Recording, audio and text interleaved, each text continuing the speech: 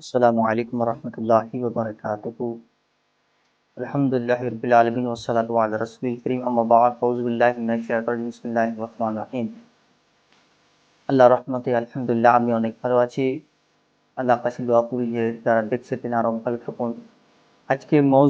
আজকে বিষয়বস্তু হলো যে অনেক ভাই, অনেক বোন বা অনেক আফরাদ যিনারা জাদু, জিনাত, নজরবাদে ভুগছেন এবং তিনারা অনেক আমিলের কাছে যাচ্ছেন ইস্তেখারা করার জন্যে, ফালনামা খোলার জন্যে। এবং কেউ বলছে জাদু আছে, কেউ বলছে জিন্নাত আছে, কেউ বলছে আপনার নজর লেগেছে, ইত্যাদি অনেক মাসাইলা আপনাকে বলছে।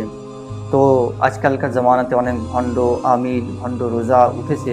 তো এখান থেকে হেফাজতে থাকবেন।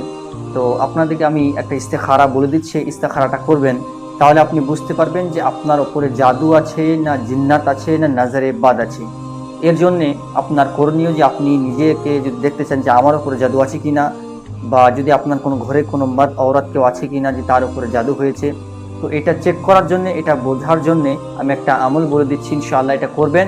তো আপনি বুঝতে পারবেন যে জাদু হয়েছে না জিন্নাত না নজরে বদ না জিসমানি বিমারি। তো এটার জন্য সর্বপ্রথম কি করবেন, একটা পানির গ্লাস নেবেন।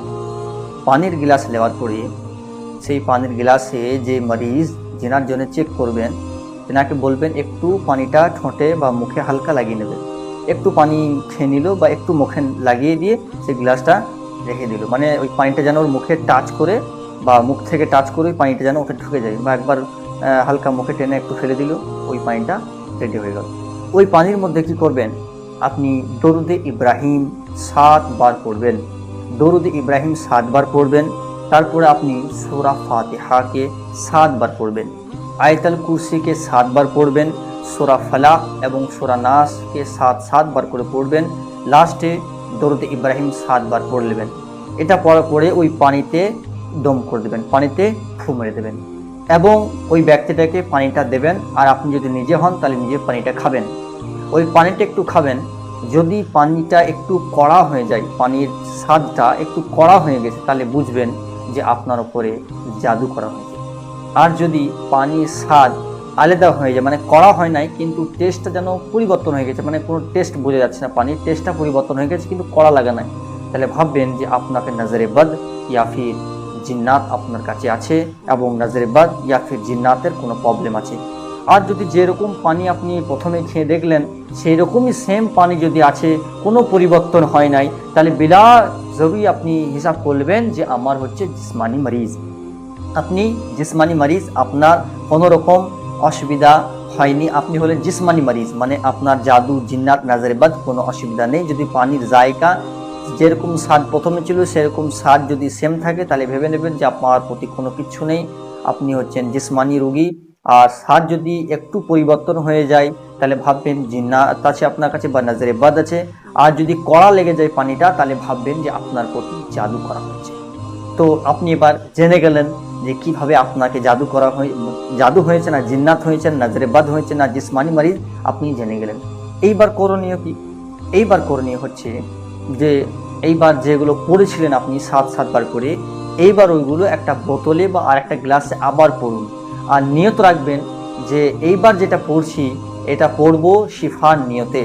আগে যেটা পড়েছিলেন যে 7 বার দরুদ ইব্রাহিম, 7 বার সূরা ফাতিহা, 7 বার আয়াতুল কুরসি এবং 7 বার ফালাক, 7 বার নাস এবং 7 বার দরুদ ইব্রাহিম পড়েছিলেন, এটা প্রথমে নিয়ত করেছিলেন যে আমি চেক করছি জাদু জিন্নাত আছে কিনা।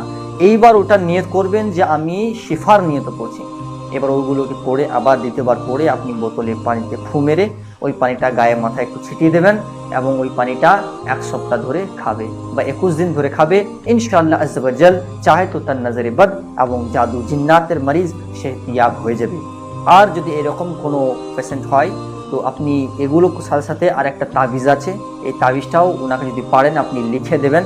আর আমাদের সাথে যদি কন্ট্যাক্ট করেন ইনশাআল্লাহ আজ্জা ওয়া জাল আমাদের সাথে কন্ট্যাক্ট করবেন। যদি খুব বড় পেশেন্ট হয়ে গেল যে আপনার দ্বারা সম্ভব হচ্ছে না, এগুলো খুব বড় জিনিসে পরিণত হয়েছে, তবে এখান থেকে আপনাকে না করা উচিত হবে।